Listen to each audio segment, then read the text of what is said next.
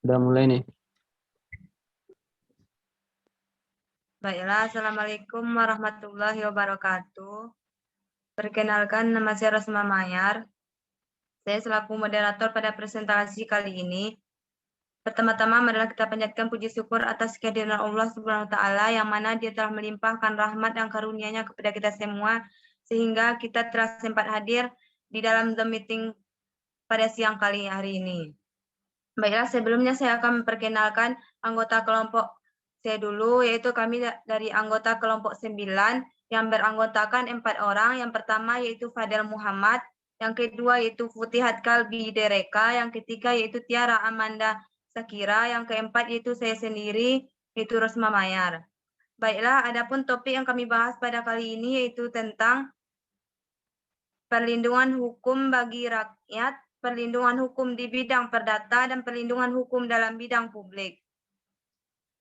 Baiklah, sebelumnya saya akan memperjelas dulu tentang pendahuluan. Latar belakang hukum administrasi dalam praktiknya menempatkan posisi dominan dalam penanganan tindak pidana korupsi oleh karena hakikat hukum administrasi adalah hukum yang berkaitan dengan wewenang pemerintah dan kontrol terhadap penggunaan wewenang yang tujuannya untuk melindungi individu dan masyarakat. Yang kedua yaitu hukum diciptakan sebagai suatu sarana atau instrumen untuk mengatur hak-hak dan kewajiban-kewajiban subjek hukum, agar masing-masing subjek hukum dapat menjalankan kewajibannya dengan baik dan mendapatkan haknya secara wajar. Di samping itu, hukum juga berfungsi sebagai instrumen perlindungan bagi subjek hukum. Next. Selanjutnya yaitu rumusan masalah. Yang pertama itu menjelaskan bagaimana perlindungan hukum bagi rakyat dalam hukum administrasi negara. Yang kedua yaitu menjelaskan perlindungan hukum dalam bidang perdata. Yang ketiga yaitu menjelaskan perlindungan hukum dalam bidang publik. Next. Selanjutnya yaitu tujuan penulisan. Untuk meningkatkan dan mengetahui wawasan serta pengetahuan penulisan dan pembaca tentang apa itu perlindungan hukum bagi rakyat dalam hukum administrasi negara. Yang B yaitu untuk meningkatkan wawasan serta pengetahuan penulis dan pembaca tentang perlindungan hukum dalam bidang perdata. Yang ketiga itu untuk meningkatkan wawasan serta pengetahuan penulis dan pembaca tentang perlindungan hukum dalam bidang publik. Next.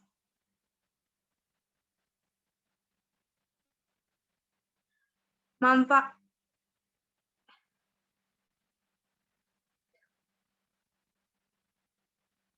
Next. Selanjutnya yaitu pembahasan dan dilanjutkan oleh Tiara. Kepada Tiara disilahkan.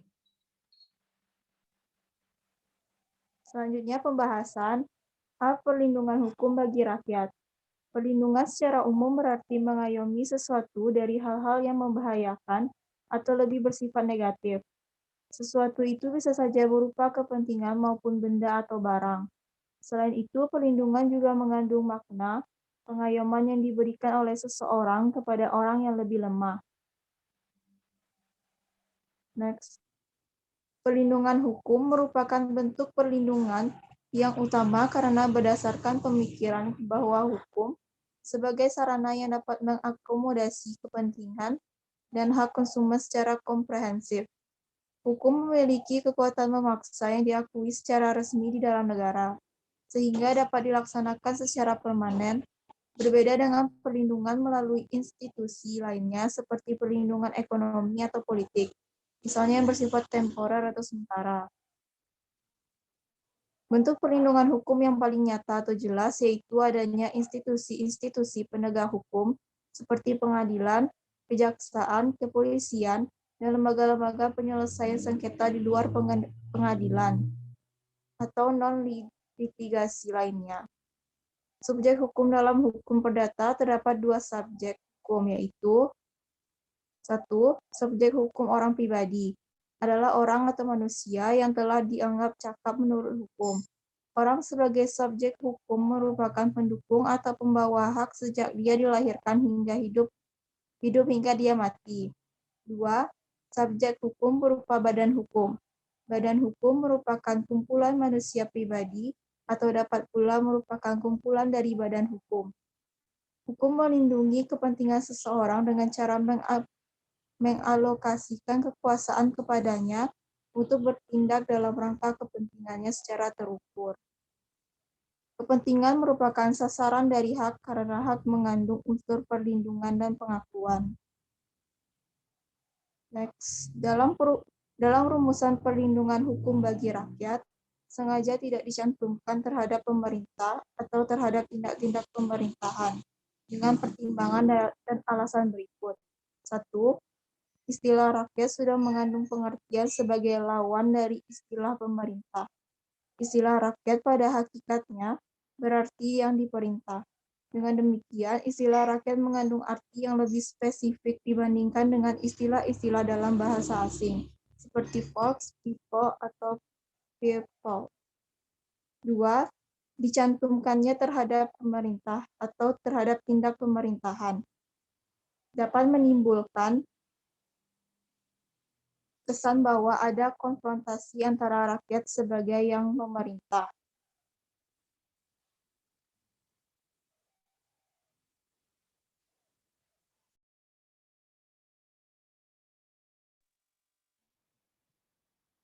Selanjutnya, perlindungan hukum dalam bidang perdata. Kedudukan pemerintah yang serba khusus, terutama karena sifat-sifat istimewa yang melekat padanya, yang tidak dimiliki oleh manusia biasa, berkenaan dengan apakah negara dapat gugat atau tidak di depan hakim. Pemerintah dalam tugasnya mempunyai kedudukan yang istimewa dibandingkan dengan rakyat biasa. Oleh karena itu, timbul pertanyaan apakah persoalan menggugat pemerintah di muka hakim dapat disamakan dengan rakyat biasa. Secara teoritik, Cronenberg memaparkan secara kronologis ada 7 konsep mengenai permasalahan apakah negara dapat gugat di muka hakim perdata, yaitu yang pertama, konsep negara sebagai lembaga kekuasaan dikaitkan dengan konsep hukum sebagai keputusan kehendak yang diwujudkan oleh kekuasaan, menyatakan bahwa tidak ada tanggung gugat negara. Kedua, konsep yang membedakan negara sebagai penguasa dan negara sebagai fiskus. Sebagai penguasa, negara tidak dapat digugat, dan sebaliknya sebagai fiskus, negara dapat digugat. Yang ketiga, konsep yang mengetengahkan kriteria sifat hak, yakni apakah suatu hak dilindungi oleh hukum publik ataukah hukum perdata. Yang keempat, konsep yang mengetengahkan kriteria kepentingan hukum yang dilanggar. Yang kelima, konsep yang mendasarkan pada perbuatan melawan hukum sebagai dasar untuk menggugat negara. Yang keenam, konsep yang memisahkan fungsi dan pelaksanaan fungsi. Dan yang terakhir, konsep yang mengetengahkan suatu asumsi dasar bahwa negara dan alat-alatnya berkewajiban dalam tindak tanduknya, apapun aspeknya, yaitu hukum publik atau hukum perdata, memperhatikan tingkah laku manusiawi yang normal. Di Indonesia, ada 2 jurisprudensi Mahkamah Agung yang menunjukkan pergeseran kriteria perbuatan melawan hukum oleh penguasa, yaitu yang pertama, putusan MA dalam perkara Kasum, yaitu putusan nomor 66 K/1952, yang dalam kasus ini MA berpendirian bahwa perbuatan melawan hukum terjadi apabila ada perbuatan sewenang dari pemerintah. Kedua, putusan MA dalam perkara Joso Pandojo, yaitu putusan nomor 838 K/1970. Dalam kasus ini, MA berpendirian bahwa kriteria one overheated adalah undang-undang peraturan formal yang berlaku, kepatuhan dalam masyarakat yang harus dipenuhi oleh penguasa. Putusan MA ini jelas menunjukkan bahwa kriteria perbuatan melawan hukum oleh penguasa adalah perbuatan penguasa itu melanggar undang-undang dan peraturan formal yang berlaku, serta perbuatan penguasa tersebut melanggar kepentingan dalam masyarakat yang seharusnya dipatuhinya.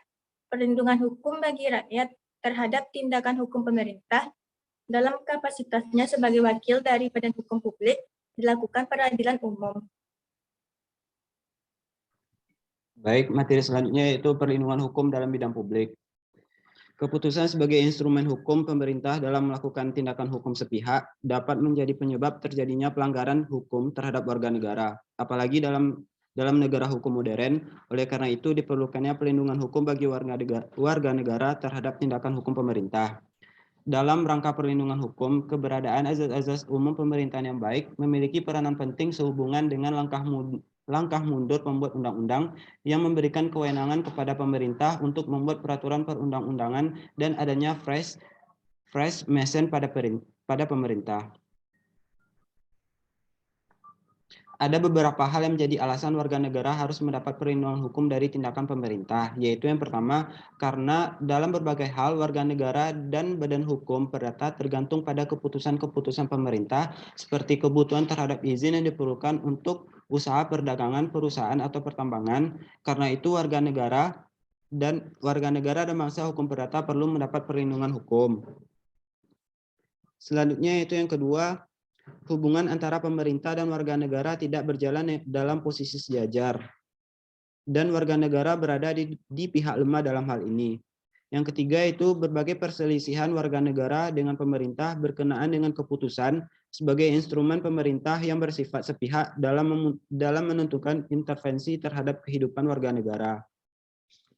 Selanjutnya itu perlindungan hukum akibat dikeluarkannya keputusan ditempuh melalui dua kemungkinan, yaitu peradilan administratif dan upaya administratif. Ada perbedaan antara peradilan administratif dan upaya administratif. Adalah kata peradilan menunjukkan bahwa hal ini menyangkut proses peradilan pada pemerintahan melalui instansi yang merdeka.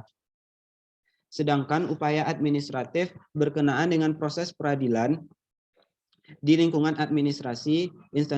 Instansi upaya administratif adalah organ pemerintahan dilengkapi dengan pertanggungjawaban pemerintahan.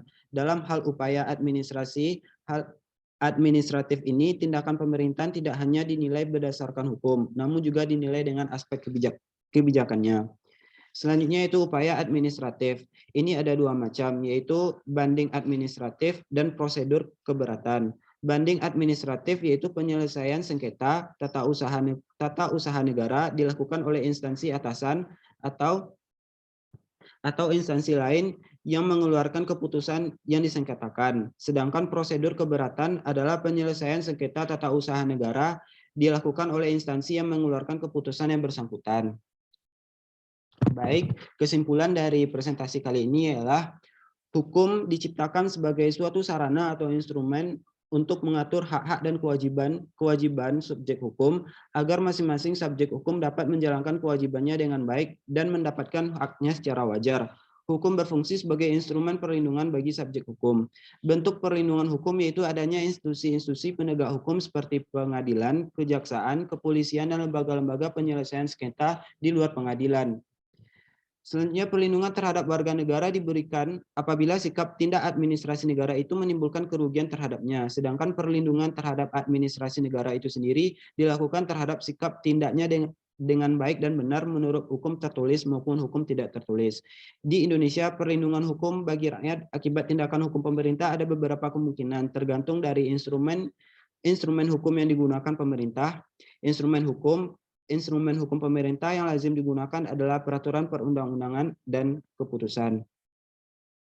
Baik, hanya itu pembahasannya telah kami sampaikan. Saya kembalikan kepada moderator.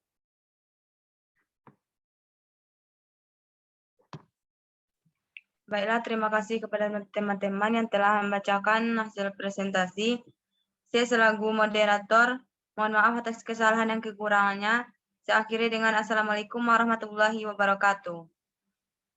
Waalaikumsalam warahmatullahi wabarakatuh.